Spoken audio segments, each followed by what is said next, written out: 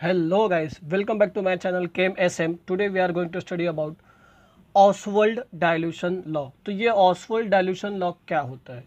सबसे पहले तो हम लोग समझते हैं कि ऑसवर्ल्ड डाइल्यूशन लॉ पढ़ना क्यों हम लोग को। देखो, जो ऑसवर्ल्ड डाइल्यूशन लॉ है वो किसके क्वांटिटेटिवली वर्क करता है? Arrhenius concept of acid and base were expressed in quantitatively by Ostwald law. Arrhenius का जो एसिड और बेस का कंसेप्ट था उसको हम लोग क्या करेंगे? क्वांटिटेटिवली बताएंगे बाय ऑसवर्ल्ड लॉ।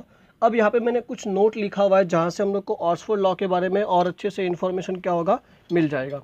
सबसे पहले देखो, यहाँ पे मैंने लिखा हुआ है Oswald dilution law is application of law of mass action, जो हम लोग 11th स्टैंडर्ड में ऑलरेडी पढ़ चुके हैं।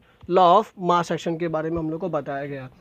Second, law of mass action क्या बोला यहाँ पे हम लोग ने? For weak electrolyte. और वीक इलेक्ट्रोलाइट के बारे में मैंने आप लोग को पहले ही बताया। वीक इलेक्ट्रोलाइट मतलब फॉर एग्जाम्पल कोई ए बी है, वो क्या होगा? पार्शियली डिसोसिएट होगा। क्या होगा? पार्शियली डिसोसिएट होना चाहिए। उसी को हम लोग क्या बोलते हैं? वीक इलेक्ट्रोलाइट बोलते हैं। ठीक है, तो हम लोग उसी के लिए क्या कर रहे हैं? पढ़ रहे हैं। सेकंड, हम लोग का उसके अंदर आगे बढ़ेंगे तो मैंने सेकंड पॉइंट पे लिखा है कि Oswald dilution law tells about equilibrium constant and initial concentration के बारे में क्या करेगा? इंफॉर्मेशन प्रोवाइड करेगा। आगे बढ़ते दोस्तों, it can calculate the extent of dissociation and association of a weak electrolyte. ये हम लोग को वीक इलेक्ट्रोलाइट का एसोसिएशन एंड डिसोसिएशन भी क्या कर सकता है? बता सकता है।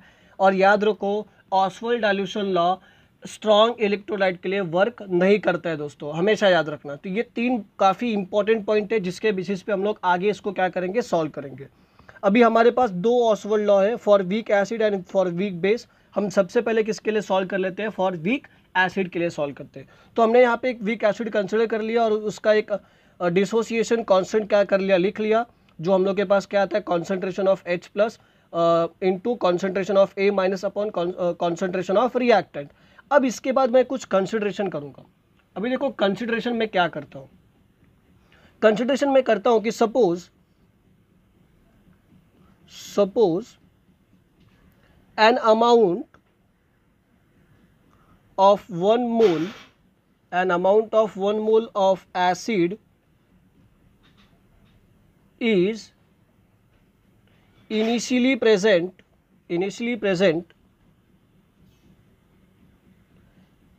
in VDM cube। ठीक है, हमने क्या बोला? Suppose amount of 1 mole of acid is initially present in particular VDM cube, उस पर्टिकुलर वॉल्यूम के अंदर होगा। ठीक है, तो ये पहला था। सेकंड में क्या बोलूंगा? VDM cube of solution and fraction dissociation at equilibrium is alpha. And alpha को क्या बोलते हैं हम लोग? डिग्री ऑफ डिसोसिएशन बोलते हैं। क्या बोलते हैं? Degree of dissociation. Therefore the fraction of acid that remains undissociated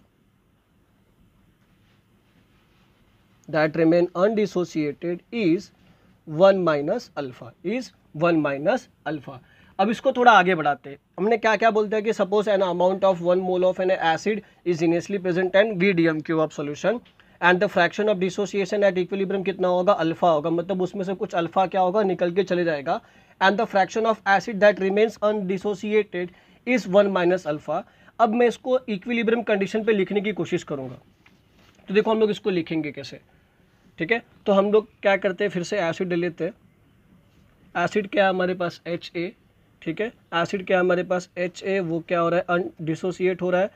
H plus and A minus में क्या होगा? डिसोसिएट होगा। अब अमाउंट प्रेजेंट क्या बोला मैंने? अमाउंट प्रेजेंट कितना था? 1 माइनस अल्फा। तो अगर यहाँ से कुछ अल्फा जा रहा है तो यहाँ पे कितना बचेगा? अल्फा और अल्फा। ठीक है, amount present at equilibrium, amount present at equilibrium की बातें हो रही है। तो अमाउंट प्रेजेंट एट इक्विलिब्रियम कितना होगा? 1 माइनस अल्फा। और यहाँ से अगर कुछ जा रहा है तो यहाँ पे क्या प्रोड्यूस होगा? अल्फा एंड अल्फा क्या हो जाएगा? प्रोड्यूस हो जाएगा। ठीक है, अगर मैं बात करूँगा कॉन्सेंट्रेशन एट इक्विलिब्रियम, तो कॉन्सेंट्रेशन कैसे आता है, 1/v आता है। तो हम लोग क्या करेंगे, जो हम लोग के पास यहाँ पे कॉन्सेंट्रेशन प्रेजेंट है, मतलब ये जो अमाउंट प्रेजेंट है उसको कैसे लिखेंगे, 1 - α/v। यहाँ पे भी क्या आएगा, α/v, और यहाँ पे भी क्या आएगा, α/v। यहाँ से मुझे कुछ चीज़ें क्या हो गई, पता चल गई। अब हम लोग क्या करेंगे, जो हमारे पास इक्वेशन है, तो ये जो HA है, तो कॉन्सेंट्रेशन ऑफ HA क्या हो गया, 1 - α/v, ठीक है। और and concentration of H plus and concentration of A minus क्या हो गया हम लोग के पास, α/v।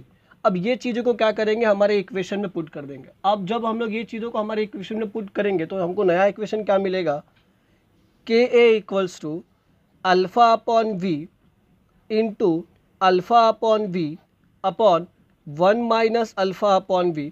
जब मैं इसको सॉल्व करूंगा तो मुझे क्या मिलेगा, α² अपॉन 1 - α इंटू v। अब ध्यान से देखते हैं दोस्तों, इसको मैं यहाँ से आगे और सॉल्व कर लेते हैं। बट c = 1/v, और अगर c = 1/v है तो मेरा इक्वेशन क्या हो जाएगा, Ka इक्वल्स टू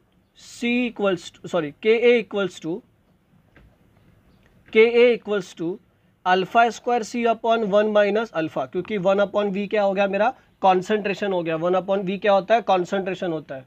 1/v क्या होता है, कॉन्सेंट्रेशन। तो c क्या है, मेरा कॉन्सेंट्रेशन है। For weak electrolyte,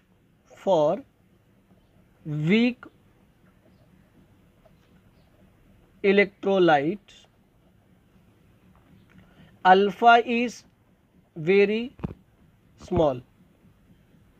for weak electrolyte जो मेरा डिग्री ऑफ डिसोसिएशन होगा वो क्या हो जाएगा, वेरी स्मॉल। तो therefore 1 - α equals to approximate equals to क्या हो जाएगा, 1। तो हमारे पास k क्या बचेगा, k equals to α² upon v, और यहाँ से क्या लिख सकता हूँ, k equals to α² into C. तो ये मेरे पास दो इक्वेशन क्या हो गए, ऑब्टेन हो गए, ठीक है। अब यहाँ से देखो, ये तो डिसोसिएशन कांस्टेंट का वैल्यू मिल गया। अब यहाँ से मैं अल्फ़ा भी क्या कर सकता हूँ, पता कर सकता हूँ। अल्फ़ा क्या है दोस्तों, मेरा डिग्री ऑफ डिसोसिएशन है। क्या है, डिग्री ऑफ डिसोसिएशन। तो यहाँ से अगर मेरे को अल्फ़ा का इक्वेशन लिखना होगा, हेंस अल्फ़ा इक्वल्स टू, तो अल्फ़ा इक्वल्स टू क्या हो जाएगा, सबसे पहला dissociation constant of weak acid into volume, और दूसरा इक्वेशन बनेगा मेरे पास अल्फ़ा इक्वल्स टू, दूसरा इक्वेशन बनेगा alpha equals to root of dissociation constant upon concentration. तो ये मेरे पास दो इक्वेशन क्या हो जाएंगे, ऑब्टेन हो जाएंगे। और यहाँ से मुझे क्या डेफिनेशन मिल रहा है कि जो मेरा डिग्री ऑफ डिसोसिएशन है, तो यहाँ पे मैं डेफिनेशन भी लिख देता हूँ आप लोगों के लिए। यहाँ पे डेफिनेशन क्या हो जाएगा दोस्तों, डिग्री ऑफ डिसोसिएशन, क्या बोलूँगा, degree of dissociation of weak acid is inversely proportional to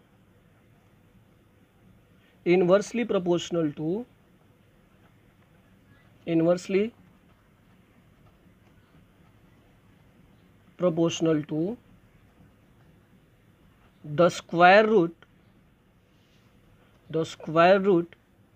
of its concentration, or directly proportional to the square root of its volume, square root of its volume. तो हमको वो दोनों equation से क्या होता है पता चलता है। मैं आपके सामने इक्वेशन फिर से लिख देता हूँ, अल्फा इक्वल्स टू, देखो ये डायरेक्टली प्रोपोर्शनल वाला के ए इंटू वॉल्यूम, और यहाँ पे मेरे पास क्या था, alpha equals to root of K a into C. ये मेरे पास दो इक्वेशंस क्या हो गए, आ गए। जैसे हमने फॉर वीक एसिड के लिए परफॉर्म किया दोस्तों, ठीक है, वैसे ही हम लोग परफॉर्म करेंगे फॉर वीक बेस। हम लोग लिखेंगे फॉर वीक बेस। तो अब जब हम लोग बेस के लिए सॉल्व करेंगे तो पूरा का पूरा इक्वेशन वैसे का वैसे, पूरा का पूरा डेरिवेशन हमको क्या करना है दोस्तों, वैसे का वैसे ही सॉल्व करना है। जहाँ पे जो चीज़ें थी उसको वैसे ही रहने। तो देखो हम लोग क्या कंसिडर करेंगे, वीक बेस डिसोसिएट होगा, क्या देगा हम लोग को बच्चा लोग, B plus and O H minus देगा, बराबर dissociation constant for K B क्या हो जाएगा, B plus and O H minus upon क्या लिखूंगा, बी ओ एच, यही बचने वाला है ना, बराबर। ये होता है हम लोग का dissociation constant for weak base. अब सेम जो चीज़ें उनके लिए हम लोग ने पहले वाले एसिड के लिए कंसिडर की थी, इसके लिए भी वे कंसिडर करेंगे। तो वो स्टेटमेंट मैं नहीं लिख रहा हूँ, मैं डायरेक्टली क्या करता हूँ आपको लिख के दिखाता हूँ। स्टेटमेंट सेम होगा, जैसे यहाँ पे मैं क्या करूँगा, फिर से एसिड बेस कंसिडर कर लूँगा और उसके यहाँ पे क्या लिखूँगा, B plus and O H minus. तो मैं लिख दूंगा आगे अमाउंट प्रेजेंट एट इक्विलिब्रियम। तो इक्विलिब्रियम पे अमाउंट क्या प्रेजेंट है, 1 माइनस अल्फा, यहाँ पे क्या आएगा अल्फा और अल्फा, ठीक है। कॉन्सेंट्रेशन एट इक्विलिब्रियम क्या हो जाएगा, कॉन्सेंट्रेशन एट इक्विलिब्रियम क्या हो जाएगा, 1 minus alpha upon V, alpha upon V and alpha upon V. क्योंकि कॉन्सेंट्रेशन क्या होता है बच्चों, हमेशा याद रखने का, 1 अपॉन वॉल्यूम क्या होता है, कॉन्सेंट्रेशन, इसलिए हम लोग क्या करते हैं इसको वॉल्यूम नीचे लिखते हैं, ठीक है। उसमें कोई आपको ज़्यादा सोचने वाली बात नहीं है। अब आगे बढ़ते हैं, तो यहाँ से मुझे इक्वेशन क्या मिलेगा, बी ओ एच का क्या मिल जाएगा मेरे को, 1 माइनस अल्फा अपॉन बी, और इसका क्या मिल जाएगा ओ एच माइनस, और बी प्लस का क्या मिल जाएगा मुझे, अल्फा अपॉन वी मिल जाएगा। अब इसको हम लोग क्या करेंगे, हम लोग इस इक्वेशन में क्या करेंगे, पुट कर देंगे। इक्वेशन नंबर 1 में क्या करेंगे, इस वैल्यूज़ को रख देंगे। तो हमको नया इक्वेशन देखो क्या मिलेगा, तो नया इक्वेशन हमको मिल जाएगा, ठीक है। नया इक्वेशन देखो, K B equals to alpha upon V into alpha upon V upon 1 minus alpha upon V. तो दोस्तों थोड़ा सोचो इसको कैसे सॉल्व करेंगे, पहले वाले जैसे ही दिख रहा है ना, बराबर बराबर है, पहले वाले जैसे ही दिख रहा है अगर बच्चों, तो हम लोग इसको क्या लिख सकते हैं, which is equals to alpha square upon 1 minus alpha into क्या लिखूंगा, वॉल्यूम लिखेंगे, और आगे क्या बोलेंगे, for weak base, for weak base 1 minus alpha which is almost equals to क्या हो जाएगा 1, क्योंकि वो क्या होता है वेरी वेरी स्मॉल। अल्फा क्या होता है, alpha is very small, alpha is very small. So इस इक्वेशन को, ये जो वैल्यूज है उसको मैं कहाँ पे पुट करूँगा, इक्वेशन नंबर 2 में। तो we have a equation K equals to K B equals to alpha square into C, alpha square into C. ये हमारे पास क्या हो जाएगा, इक्वेशन बच जाएगा दोस्तों, क्या बचेगा, अल्फा स्क्वायर सी, ये क्या बच जाएगा हम लोग के पास इक्वेशन, ठीक है। और यहाँ पे मेरे पास क्या आ जाएगा, कुछ नहीं, ठीक है। तो डायरेक्टली मैंने क्या किया, 1 माइनस अल्फा का जो वैल्यू था उसको तो मैंने क्या कर दिया, 1 पुट कर दिया, और 1 अपॉन वी क्या होता है हमारा कॉन्सेंट्रेशन होता है, वो भी मैंने क्या किया, डायरेक्टली लिख दिया, ठीक है, ताकि आप लोग समझ सको। 1 अपॉन वी क्या होता है, सी कॉन्सेंट्रेशन, ठीक है। तो यहाँ से मुझे के बी का इक्वेशन मिल गया, तो ये के बी इक्वल्स टू क्या हो जाएगा, अल्फा स्क्वायर इंटू सी।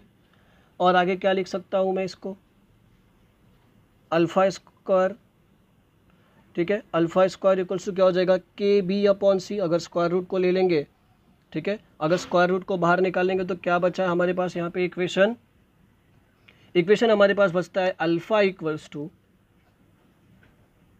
के बी अपॉन सी, और दूसरा इक्वेशन बचता है alpha equals to K B into we. तो सेम डेफिनेशन जैसे हम लोग ने एसिड के लिए लिखा था, इसके लिए भी डेफिनेशन क्या आएगा, weak base is also inversely proportional to the square root of its concentration, weak base is also inversely proportional to square root of its in concentration. यहाँ पे देखो इनवर्सली प्रोपोर्शनल आ रहा है, एंड हम लोग क्या बोलेंगे, is also directly proportional to its volume. यहाँ पे लिखा है देखो वॉल्यूम क्या है दोस्तों, डायरेक्टली प्रोपोर्शनल है, समझ में आया, ठीक है। यहाँ पे देखो, यहाँ पे याद रखो मैंने क्या किया, 1 अपॉन वी डायरेक्टली पुट कर दिया, इसलिए आपको मैंने डायरेक्टली ये इक्वेशन क्या कर दिया, लिख दिया, एक स्टेप मैंने नहीं लिखा। तो 1 अपॉन वी क्या होता है कॉन्सेंट्रेशन, और यहाँ पे मैंने क्या लिखा था, for weak base 1 minus alpha which is equals to 1, alpha is very small, तो वहाँ पे 1 आ गया। और डायरेक्टली कॉन्सेंट्रेशन क्यों लिखा है ये भी याद रखो। 1/वॉल्यूम क्या होता है बच्चों, कॉन्सेंट्रेशन होता है, इसलिए मैं क्या कर रहा हूँ डायरेक्टली लिख रहा हूँ। तो आई होप दोस्तों यहाँ तक आप लोगों को समझ में आया होगा। अगर यहाँ तक आप लोगों को समझ में आ रहा है तो प्लीज़ जाके मेरे कमेंट बॉक्स में कमेंट लिखिए अगर आपको यहाँ तक समझ में आया होगा। और आपको कुछ डाउट पूछना है तो आप डाउट भी पूछिए। और अगर मेरे चैनल पे आप न्यू हैं तो प्लीज़ मेरे चैनल को क्या करिए, सब्सक्राइब करिए। तो दोस्तों आगे बढ़ते, आगे हम लोग बात करेंगे ऑटो आयोनाइजेशन ऑफ वाटर। ठीक है, नेक्स्ट का जो टॉपिक है हम लोग का, नेक्स्ट टॉपिक है ऑटो आयोनाइजेशन ऑफ वाटर। क्या है topic? Auto ionization of water. क्या है? Auto ionization of water. और किसी किसी टेक्स्ट बुक में आपको लिखा हुआ दिखाई देगा आयोनाइजेशन ऑफ वाटर। क्या लिखाई देगा? Ionization of water. ठीक है, वाटर क्या होता है? सेल्फ आयोनाइज होता है। अब अगर वाटर क्या होगा? सेल्फ आयोनाइज होगा तो उसकी इक्विलिब्रियम कंडीशन कैसे लिखी जाएगी, चलिए देखते हैं। तो वो हम लोग को क्या करना है, पता करना है। तो मैं क्या लिखूंगा? 2 molecules of water at equilibrium produce H3O plus OH minus. ठीक है, एक एसिड प्रोड्यूस किया और एक क्या प्रोड्यूस किया? बेस प्रोड्यूस किया। तो अब यहाँ से अगर मुझे इक्विलिब्रियम कांस्टेंट का वैल्यू लिखना होगा तो कैसे लिखूंगा? तो इक्विलिब्रियम कांस्टेंट का वैल्यू क्या होगा? K equals to concentration of H3O plus into concentration of OH minus upon concentration of water raise to 2। ठीक है, अब यहाँ पे मैं क्या बोलूँगा कि वाटर, यहाँ पे मैंने इसको यहाँ पे शिफ्ट कर लिया, which is equals to hydronium ion and OH का कॉन्सेंट्रेशन। ठीक है, अभी यहाँ पे मैं बोलूँगा कि majority water molecule are undissociated, क्योंकि अभी भी ये यहाँ पे बचा हुआ है। तो इसमें से जो मेजोरिटी मॉलिक्यूल ऑफ H2O होगा वो अनडिसोसिएटेड होगा, तो उसको हम लोग क्या कर सकते हैं? कांस्टेंट ले सकते हैं। यहाँ पे मैं लिख देता हूँ a majority of H2O molecule are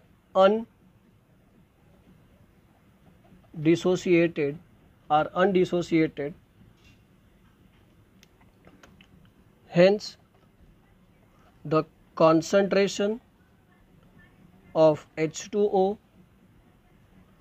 can be treated as constant. ठीक है, अनडिसोसिएटेड इसको क्या ले लिया? कांस्टेंट ले लिया। तो अगर यहाँ पे H2O कांस्टेंट हो जाएगा तो मेरे पास क्या बचेगा? तो H2O का वैल्यू क्या आ जाएगा? K dash. क्या आ जाएगा? K dash. क्या आएगा? K dash. अगर ये K डैश हो गया तो मेरे पास जो नया इक्वेशन बचेगा वो क्या आ जाएगा दोस्तों? K into K dash. Comment box में लिख के भेजिए, दो कांस्टेंट को मल्टीप्लाई करेंगे तो क्या होता है। मैं भी देखता हूँ कितना आप लोग बता पाते हो। आंसर करा करो, बहुत मज़ा आएगा, आपको जवाब भी मिलता रहेगा, तो ही पढ़ने का मज़ा है। तो यहाँ पे देखो दो कांस्टेंट, ये मैंने आपको पूछा है क्वेश्चन, इसका आंसर आप लोग कमेंट बॉक्स में ज़रूर लिख के भेजिएगा। फिलहाल के लिए मैं यहाँ पे लिख देता हूँ, दो कांस्टेंट को मल्टीप्लाई करके मुझे एक नया कांस्टेंट मिला, और उस कांस्टेंट को मैंने किससे रिप्रेजेंट किया है? यहाँ पे KW से। किससे रिप्रेजेंट किया है? KW से। और KW को हम लोग बोलते हैं, KW is called ionic product of water. यहाँ पे मैं लिख देता हूँ आगे सेकेंड पेज पे, आयोनिक प्रोडक्ट ऑफ वाटर। क्या लिखूंगा? KW is ionic product of water, where KW is ionic product of water, where KW is ionic product of water. ठीक है दोस्तों, यहाँ तक समझ में आया आप लोगों को? अब इसको थोड़ा आगे और डिफाइन करते हैं। ठीक है, आगे हम लोग बोलेंगे in pure water,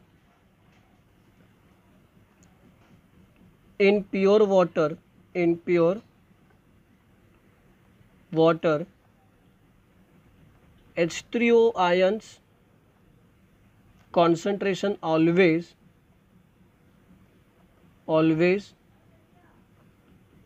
equal to the concentration of OH minus ion, thus at